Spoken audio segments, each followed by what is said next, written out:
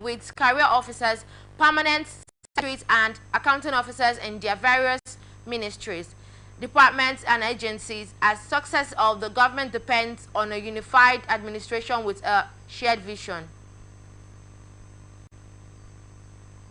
Osun State government has refuted claims that it was forcing career officers and local governments to change signatories to cancel accounts amid the ongoing tussle between the ruling party's People's Democratic Party and the opposition All Progressive Congress over local government control.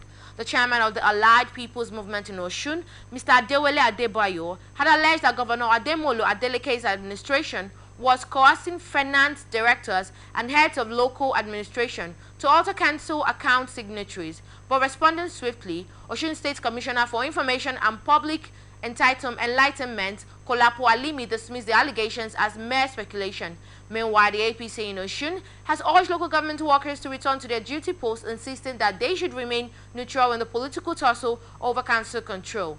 The Osun chapter of the Nigerian Labour Congress, however, rejected the ultimatum, with Chairman Christopher Arapo-Sopo stating that the workers would only return when their security was guaranteed. Olawumber insisted that workers were on Thursday, adding that chairmen and councillors were already running the councils without them. In Lagos State, former Speaker of the House of Assembly Mudashiru Obasa announced on Thursday that he has once again assumed the position of Speaker of the Assembly. Obasa stated this on Thursday after running to Parliament with police and state security service details for the first time since he was removed on January 13. It was unclear how the politician arrived at the decision. He was impeached on January 13 by an overwhelming majority of Lagos lawmakers. The embattled former Speaker Mudashiru Obasa presided over a plenary session with only former lawmakers in attendance. The session took place after security operatives allegedly first opened the chamber doors, granting Obasa and his loyalties access. Over 26 lawmakers boycotted the session in what appeared to be a show of support over the substantive speaker. Mojisola Miranda, the lawmakers gathered at the Assembly's garden, reaffirmed their February 17th vote of confidence in Miranda, despite Obasa's return, which was reportedly raided by armed men and suspected political thugs. Recall that Obasa was replaced with Mojisola last bat Miranda, who became the first female Speaker of the Lagos Assembly. Although Ms. Miranda has been unable to assume full control of the Parliament for several weeks now, no fresh leadership election was led to the reinstatement of Mr. Obasa as Speaker. In Lagos State, Nigerian Security and Civil Defense Corps said it arrested 71 suspects for various alleged offenses in 2024. NSCDC's commandant in the state, Mr. Adedotun Okeshinro, disclosed this in an interview with the newsmen on Thursday in Lagos. The commandant told newsmen that among the suspects, 21 were involved in oil theft, 1 in illegal mining, and 49 other offenses. He stated that incidents of vandalism and other crimes significantly declined in 2024 due to the operational strategies adopted by the command. According to him, the command's harmonious working relationship with other security agencies and local communities played a key role in achieving this success. Keshinro assured residents of the state of the command's commitment to partnering with them and other corporate entities for the effective discharge of its mandate. Keshinro stated that the command recorded 2 convictions, charged 7 cases to court, and secured a total of 7 convictions and 2 judgments. National Association of Nigerian Students has expressed outrage over the abduction of 4 female students of Joseph Sawan Takai University Makurdi by unidentified gunmen. In a statement issued by its National Public Relations Officer, Ambassador Mido Joy Gundu, NANS described the incident as a glaring failure of Nigerian security system, leaving students vulnerable to attacks. ATN reports that the female students of the engineering department were abducted on the university campus while returning from a night reading. The varsity management has ordered the school closure. The association strongly condemned the abduction and called on the federal government under President Bola Ahmed Tinubu to take immediate and decisive action to safeguard students across the country. NANS also charged security agencies, including the Inspector General of Police, the Director General of the Department of State Services, and the Defense Headquarters, to intensify support to rescue the abducted students and bring the perpetrators to justice. Human Rights Writers Association of Nigeria has strongly condemned the recent abduction of 2 students from Joseph Sahuan Takal University in Makurdi, Benue State. The civil rights group is urging security forces and the Benue State government to take immediate and decisive action to ensure the students' safe return and address the growing menace of kidnapping in the region. In a press statement, Haruwa National Coordinator Comrade Emmanuel Onwubiko described the abduction as a heinous act of violence that threatens the safety of educational institutions and instills fear among students and other families. Haruwa called on security agencies to intensify efforts to locate and rescue the abducted students. The organization emphasized the need for swift and decisive action to curb the rising insecurity in Nigeria. Beyond immediate rescue operations, Huriwa urged the Benue State government to introduce stringent measures, including the death penalty for kidnapping offenses, reaffirming its commitment to advocating for policies that prioritize the safety of Nigerian students and all citizens. Huriwa called for collective efforts from all stakeholders. In Kano State, Governor Abba Yusuf has set up a committee to probe reports of salary reduction, underpayment and non-payment affecting civil servants in the state. He declared such acts as gross violation of workers' rights and betrayal of public trust. This is as he grants committee a 7-day ultimatum to file its report. In a statement issued on Thursday by his spokesperson, Sanusi Tofo, Yusuf condemned the irregularities and vowed to hold these responsible accountable. To address the situation, the governor has inaugurated a high-powered investigative committee tasked with auditing the state's payroll from October 2024 to February 2025 to determine the extent of the discrepancies. The committee is expected to identify affected workers, assess the financial implications, and recommend corrective and punitive measures. The 7-member committee, chaired by Abdulkadir Abdulsalam, Commissioner for Rural and Community Development, and the immediate past State Accountant General, consists of the top government officials and financial experts.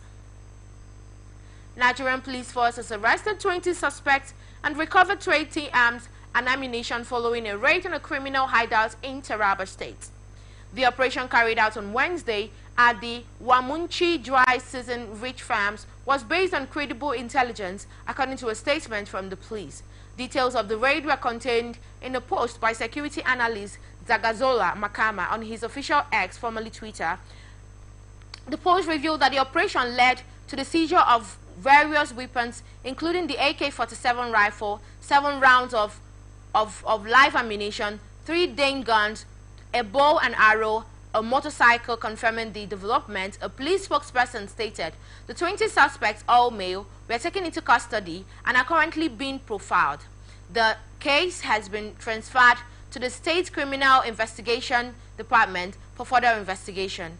The Inspector General of Police commended the officers involved in the operation for their swift response and assured residents of Taraba and beyond that the force remains committed to dismantling criminal networks. The police also urged members of the public to cooperate with the security agencies by providing useful information that could aid in further crackdowns on criminal activities in the state. National Agency for Food and Drug Administration and Control in Adamawa has warned fruit dealers against using chemicals to ripen fruits and advised consumers to be cautious. Dr. Gonzuk Bedima, NAFDA coordinator in Adamawa, issued the warning in an interview with the newsman in Yola on Thursday. He highlighted that the most commonly used chemical for ripening fruits, particularly bananas and oranges, was calcium carbide, which is mainly used in welding. According to Bedima, this chemical can cause cancer in any part of the body. He noted that NAFDAC had previously sensitized the leadership of fruit sellers and plans to continue this campaign, especially with the approach of fasting season, when many people purchase fruit for their homes. The coordinator urged consumers to be vigilant and avoid buying fruits ripened with chemicals due to the health risk. He explained that fruits treated with calcium carbide often appeared very ripe on the outside, but were not ripened inside. You are watching The Transition on Atlantic Television Network. We'll return shortly after this break.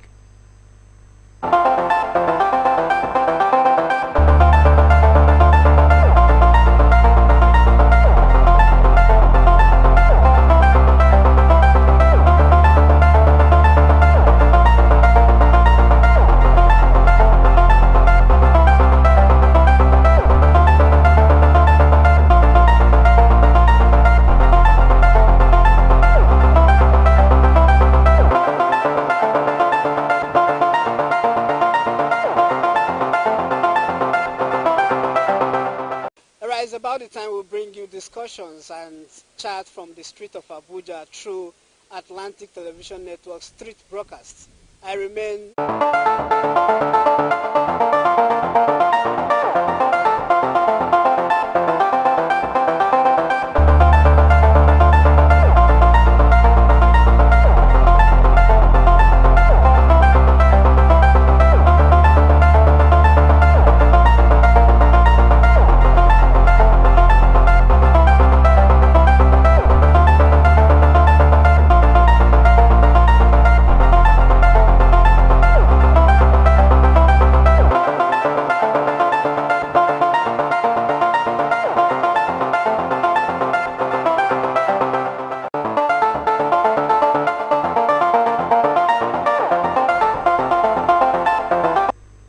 Welcome back. This is Atlantic Television Network Transition. Now the rest of our stories.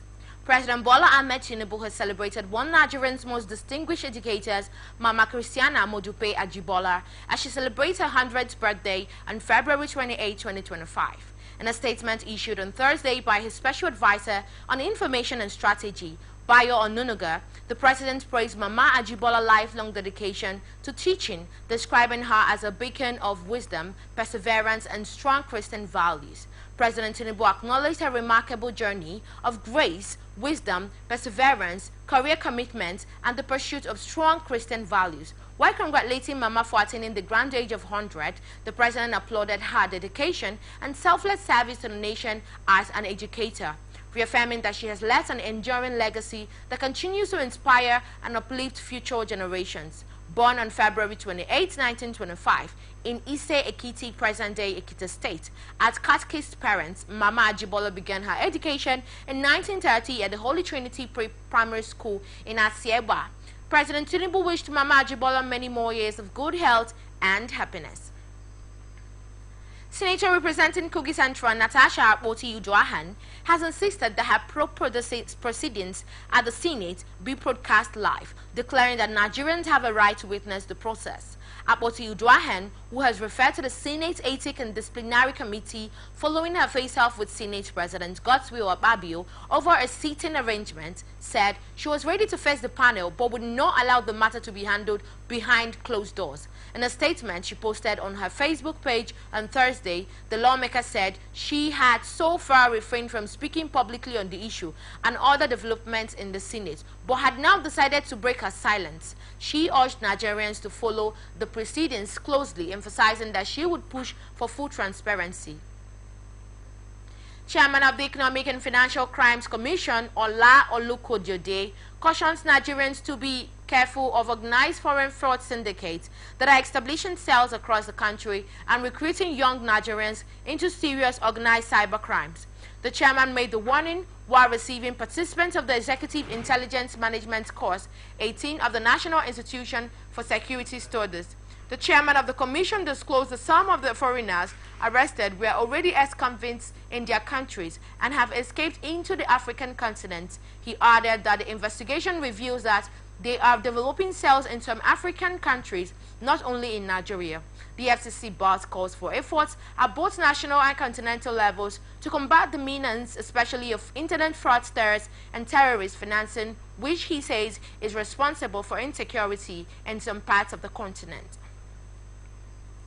Nigerian Police Force has recommenced the medical screening exercise for selected candidates in the ongoing 2022 police constable recruitment process. The screening, which began on February 26, 2025, will run until March 12, 2025 across 17 designated police zonal headquarters nationwide. According to a Thursday statement issued by the first public relations officer, ACP Olumuyiwa Adejebi, on February 27, 2025, the medical screening is already in progress. The phase follows the computer-based test hold on March 5th, 6 to 6, 2024, after which the first batch of successful candidates were invited for training. Adejobi further advised other candidates who participated in the CBT to log on to the recruitment portal to apply policerecruitmentgovernment.ng to check the application status and print invitation slip. The Nigerian Police Force reassured applicants of transparent and merit-based recruitment process, emphasizing that only those who meet the required criteria will proceed to the next phase of training. He added that candidates are advised to comply with all screening requirements and attend their sessions promptly. National Association of Nigerian Students has elected Comrade Olushola Oladeji as its national president. Oladeji, who is a postgraduate student of the University of Jos, emerged winner after polling 300 votes in a keenly contested convention held at the Old Parade Ground, Abuja. He defeated Saluhandin Saluimen, a student of Yakubu Gowon University of Abuja, and Gambo Abubakar from Ibrahim Badamasi Babangida University, Lapai, Niger State. Suleiman pulled 40 votes, while Gombo had 15 votes. The convention attracted over 358 Senate, student unit government presidents from tertiary institutions across Nigeria. The election was conducted under the leadership of Comrade Suleiman Sariki, who served as the convention chairman. Some of the students who participated in the exercise described it as free, fair, and credible election. The newly elected president is expected to lead NANS in advocating for students' rights, quality education, and better welfare conditions for students. And now to some of the business reports. Minister of Marine and Blue Economy Adebayago Odetola has expressed Nigerians' desire to strengthen maritime collaboration with the Gambia to enhance regional security and economic growth. In a statement by the head of public relations at the Nigerian Maritime Administration and Safety Agency, Osagi Edward, the minister, made this declaration at the 4th Blue Economic Conference in Banjul, Gambia. Represented by the Director General of NIMASA, Dr. Dayo Moberiola Oyetola, emphasized Nigerians' commitment to expanding its maritime security infrastructure beyond its tertiary waters. He revealed that discussions are ongoing regarding the potential extension of the Deep Blue project's operations to cover a wider area within the Gulf of Guinea. According to him, Nigeria remains committed to being a stabilizing force, fostering cooperation and promoting sustainable development through the blue economy. In addition to advancing regional cooperation, Adetola called on delegates at the conference to support Nigerians' bid for re-election to the International Maritime Organization Council Category C for the 2026 to 2027 biennium. The former Osun State governor highlighted that Nigerians' efforts in maritime security have received global recognition. Federal government has announced plans to regularize electricity tariffs in the bid to address disparities in the current billing system, as well as encourage investment in the power sector. The Minister of Power, Adebayo Adelabu, made this known at the ongoing public presentation of the National Integrated Electricity Policy and Nigeria Integrated Resource Plan on Thursday in Abuja. He said the government is considering this option over the slow of migration from Band A customers, which he attributed to the reluctancy of distribution companies to make the necessary investments. Under the current structure, customers in Band B who enjoy 18 to 17 hours of electricity supply pay 63 naira per kilowatt hour, while those in Band A with only 2 hours more of supply are charged 209 naira per kilowatt hour. Aledabu described this as unfair and stressed the need for a regularization of the tariffs to create a more balanced and equitable pricing system. In response to the government is considering restructuring the tariff bands, reducing the current wide gap between them. A new system proposed to encompass Band A, Band B and Band C would address these inequalities. According to him, the government is committed to reviewing the existing tariff structure, although he was quick to clarify that the review does not imply an imminent increase in rates. 16 months after announcing plans to transition into mechanized farming with a 4-year target of deploying 8,000 tractors, the federal government has taken delivery of 2,000 Belarus tractors to enhance food production and modernize agriculture. The Minister of Agriculture and Food Security, Abubakar Kyari, disclosed that the annual production of 2,000 tractors in the country will significantly boost agricultural output and create jobs for Nigerian farmers, particularly women and youth. On Atlantic Television Network Street Broadcast, Joseph Mosef Mayuwinka reports. Alright, it's about the time we'll bring you discussions. Nigerian Electricity Regulatory Commission of Abuja through Atlantic Television Network Street Broadcasts. I remain your uncle, Joseph Moses Mawinka. And today we'll be diving into agricultural sector and issues that has to do with improvements on agricultural produce. Yesterday, the Federal Minister of Agriculture and Food Security says the federal government has been able to provide 2,000 tractors in order to help mechanized farming, just to improve agricultural produce for Nigeria. But the problem now is Nigerians are complaining that, yeah, it could be good for Nigeria to improve mechanized farming. But the problem of agriculture in Nigeria is not really only tractors, but security. Hence, farmers can no longer stay in their farm peacefully to farm. Now, the herdsmen has been the challenge for farmers in terms of producing from their farm. But the tractors can help anyway if the federal government is really going to provide security for farmers. Stay tuned as we bring you the voices of Nigerians as well as their solutions to the issues on ground on agriculture. Okay, my name is Chief James Ijioma. My reaction to that is very simple. 2,000 is too little to serve the whole of the country. But be that as it may, we'll continue to ask, like Oliver Twist, for the government to increase it.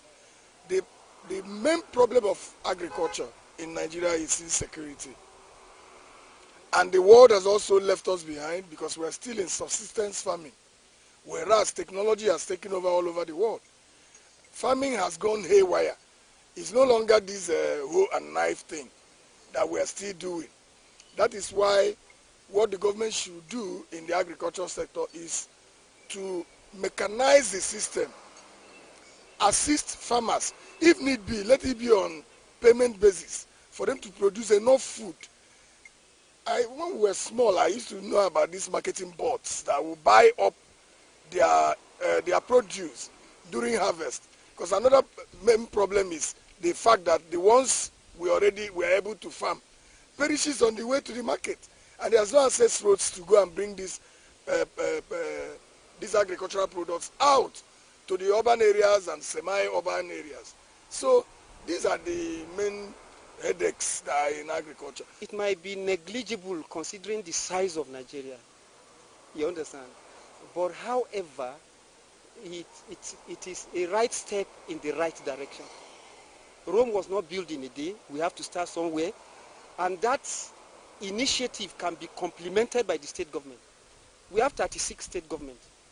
They are also drawing their subvention directly from federal. So the state government can complement the efforts of the federal government. I know in Niger, a state where I come, of course I know the state governor is doing a very wonderful job. I know recently over 500 tractors were commissioned, which he shared. And that was even the first batch of it. You understand? So I believe many state governments who are also keen about boosting agriculture can complement this effort of the federal government. It is a right step in the right direction. So until all these states also come into play, come into focus, especially in respect of this, that is only when we can really make progress by revolutionizing the agricultural sector towards having food security for Nigerian people. You see, the government that promised 10,000 tractors, and most of these manufacturing companies, they cannot produce immediately if they don't have market for it. I get it now. So it takes them some time to produce the 10,000 tractors they are expected. So if the government paid the book for 2,000 to start with, again, they are starting from somewhere. Let's all pray that we get to their target. So by the time those industries produce the amount they expected, the federal government will be able to put more money to it, so that there will be just opposing for the amount of things we are buying. So what government should do is not to give, normally when these things come, tractors are given for political patronage, which is totally wrong. You see some big people with agbada coming out to say they are farmers, whereas the real farmers are in the villages trying to produce food. And you come and have meetings and conferences, and even the agricultural ministry is at the center of Abuja. What is the agricultural ministry doing here? When we were in school, when they say you choose agriculture in secondary school, you guys are allotted some spaces where you will now be practicing what you're talking about. So the federal government should, rejig the farming, the agricultural sector and put things in place, especially technology. That will advance us and then provide security for these farmers, because even right now, people are very uncomfortable to go farming by the activity of these hoodlums and criminals, bandits and all that. My own perspective, we have to still thank this government. Why I say this is that something we have to start from somewhere. For even them to have that initiative of buying that quantity of things for this country to boost agriculture. How you get it now? So by the time they got those items delivered, they have to share it according to the states.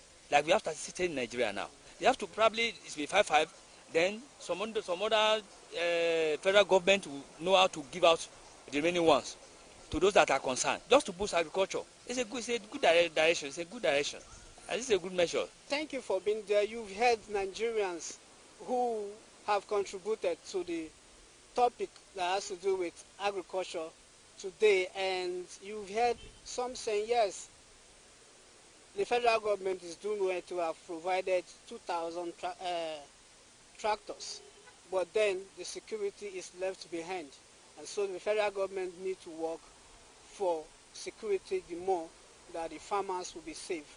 And perhaps the agriculture should not be that of town, but the rural areas where the real farmers who are producing food that is consumable for Nigerians are found. And we pray that these 2,000 tractors will be shared to the right people who are doing the right farming. I am Joseph Moses Mawinka. Manufacturers Association of Nigeria has commended the federal government for introducing 4 executive bills aimed at reforming tax administration in the country, while calling for an end to the unlawful activities of the non-state actors. MAN made the call on Thursday during the second day of the public hearing on the tax bills in Abuja, organized by the House of Representatives Committee on Public Finance. Speaking at the event, the president of the association, Mr. Francis Meshioye, described the tax reform initiatives as timely, noting that their effective implementation would improve the nation's fiscal and tax administration system. In international tidbits,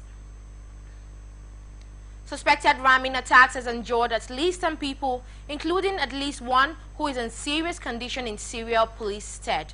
The TPS Israel news agency report that the incident happened at a bus station in Kaku Junction on Route 66 in northern Israel. According to the report, all of those wounded were evacuated to a nearby hospital. A statement by the Israeli police said one person had been arrested at the scene. Graphic images show a man's body in the street next to the vehicle used in the incident, with members of the Israeli security forces nearby in a condoned office area. Meanwhile, there is a heavy police presence in the area as a search for other possible attackers is underway. British Prime Minister Keir Starmer on Wednesday urged the United States to provide a security backstop to any future European peacekeepers in Ukraine. He said only that would offer Kyiv a lasting peace rather than a temporal ceasefire. Starmer were heading to Washington for a meeting with U.S. President Donald Trump, again said Britain would play its part in any peacekeeping role in Ukraine, but could only do so with some kind of backup from the United States since Trump abandoned Washington's more Ukraine-friendly approach to Russia's war. Britain and other European countries have scrambled to demonstrate a united front and stepped up to diplomatic efforts in support of Kyiv.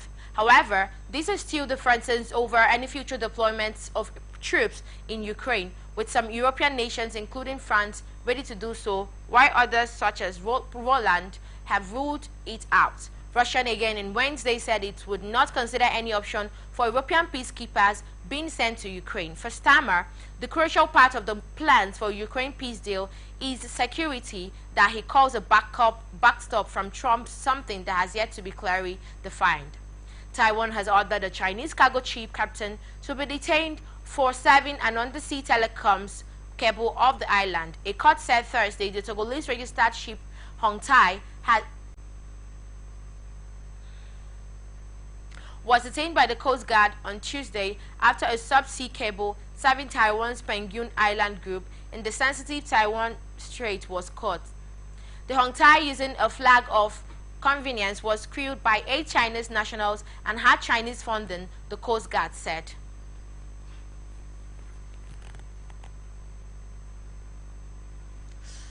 The captain, surnamed Wang, was a flight risk and should be detained. The Tainan District Court said in a statement Wang was denied wrongdoing. Prosecutors said Wednesday they had prohibited the other crew members from leaving Taiwan during their investigation. It was the latest in a series of Taiwanese undersea cable breakages, with previous incidences blamed on natural deterioration of the wires of Chinese chiefs. Taiwan has 14 national underwater cables and 10 domestic ones. The Coast Guard said the Hong Tai was among 1352 suspicious Chinese-owned ships flying flags of convenience from Mongolia, Cameroon, Tanzania, Togo, and Sierra Leone, highlighted for close monitoring. Now to sports. Nigerian Women Football League NFFL champions Edo Queens have declared Comfort Folosun absent without official leave. Edo Queens made the declaration in a statement on Thursday. The Benin City club said Folosun packed her belongings and left without informing the management, despite having a running contract with them. Edo Queens warned other clubs not to engage her services without due clearance from them. The management expressed willingness to release her to any interested club in an orderly professional manner. Liverpool superstar Mohamed Salah has spoken about the 2025 Ballon d'Or award. The player said that he is focused on Liverpool's success rather than on the Ballon d'Or title. Salah, 32, told reporters after the win against Newcastle United that his primary objective is to help Liverpool win the Premier League and Champions League this season. Oh, good.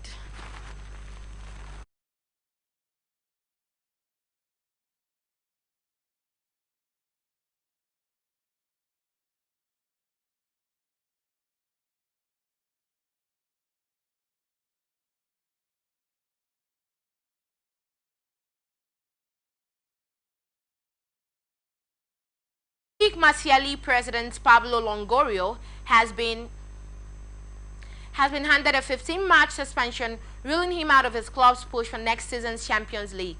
This was after he launched a post-match tirade in which he called the officiating referee corrupt and demeaned the status of France's top division, RFA reports on Thursday. An official statement on the club website read, Olympique de Marseille acknowledges the sanction handed down today by the LFP disciplinary committee against its president Pablo Longoria. A French Football League disciplinary panel sanctioned Longoria following his comments about the referees during Marseille's 3-0 defeat to Auxerre on Saturday night at Stade Abbé des Champs. The 39-year-old Spaniard was furious over referee Jeremy Stinat's refusal to award Marseille a penalty and his decision to send off defender Derek Colonius for 2 breakable offenses. Now to entertainment news. Popular media personality Nedu Wazobia has reacted to a viral leaked audio linking him to hard drugs and fraud. ATN reports that a leaked audio shared by a controversial social media critic, Very Darkman, alleged Nedu involvement in drugs and other fraudulent activities.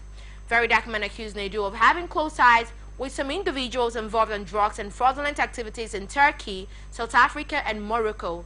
On Wednesday, February 26, 2025, Very Darkman submitted a petition against Nedu at the Turkey, South Africa, and Morocco embassies in Nigeria. Reacting to the development, Nedu, in a recent post on his Instagram story, denied the allegation and involvement in any criminal activities. Lagos Zonal Directorate of the Economic and Financial Crimes Commission has arraigned Jude Okoye Chigozie, the elder brother and former manager of Paul and Peter Okoye of the defunct P-Square Music Group, before Justice A.O. Owoi of the Federal High Court sitting in Ikoyi, Lagos. In a statement by the EFCC spokesperson Dele Oyewale said, Okoye was arraigned alongside his company Northside Music Limited on a 7th-count charge of money laundering amounting to 1.38 billion naira, $1 million and 34,537.59 euros. Okoye pleaded not guilty to the charges. Following this, the prosecution counsel LP ASO applied for a trial date and requested that the defendant be remanded in a correctional facility. Defense counsel Ini Behe Effiong, however, informed the court of Okoye's bail application and requested a short adjournment for its hearing. He also prayed that the defendant be remanded in EFCC custody pending the determination of the bail application. Objecting to this request, the prosecution argued that the EFCC holding facility was already congested with suspects awaiting arraignment and urged the court to remand the defendant in the correctional facility as he had already taken his plea. Justice Owoye adjourned the matter until 28 February 2025 for the bail application hearing and 14 April 2025 for trial. He ordered that the defendant be remanded in Ikoyi Correctional Center. Singer Burna Boy's mother, Bose Ogulu, had been nominated for Manager of the Year at the 2025 Music Week Awards. ATN reports that the 2025 Music Week Awards will be held in London, United Kingdom on May 8, 2025. The award organizers announced Bose Ogulu nomination in list shared on Wednesday, February 26, 2025. Other nominees for Manager of the Year category across the global music industry include Neil Huys, Alistair Goldsmith, and Wes Banton. Recall the Burna Boy's mom, who also doubles as his manager, won the Manager of the Year at the 2022 Artist and Manager Awards in London. And that's the size of the package. Thanks for joining us. I am Mary Jane. You can connect with us on all our social media platforms: Twitter at Atlantic TV Net, Facebook and YouTube at Atlantic Television Network, Instagram at Atlantic TV Network 1. Peace and unity at Pathways to Progress. Thank you for watching.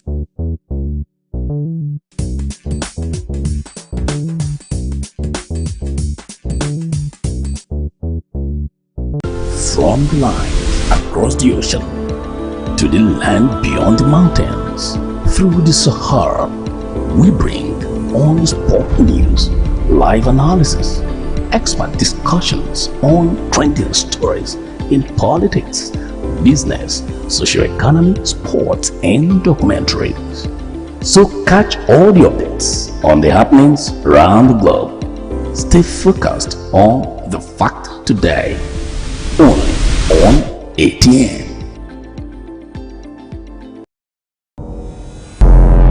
Every day our lives are changed by history. We are one people, all of us. Leaders, politics. Nobody's ambition is what the blood. I have fought a natural occurrence, war, and the world economy. I belong to everybody and I belong to nobody. ATN covers it all on ATN Politics today.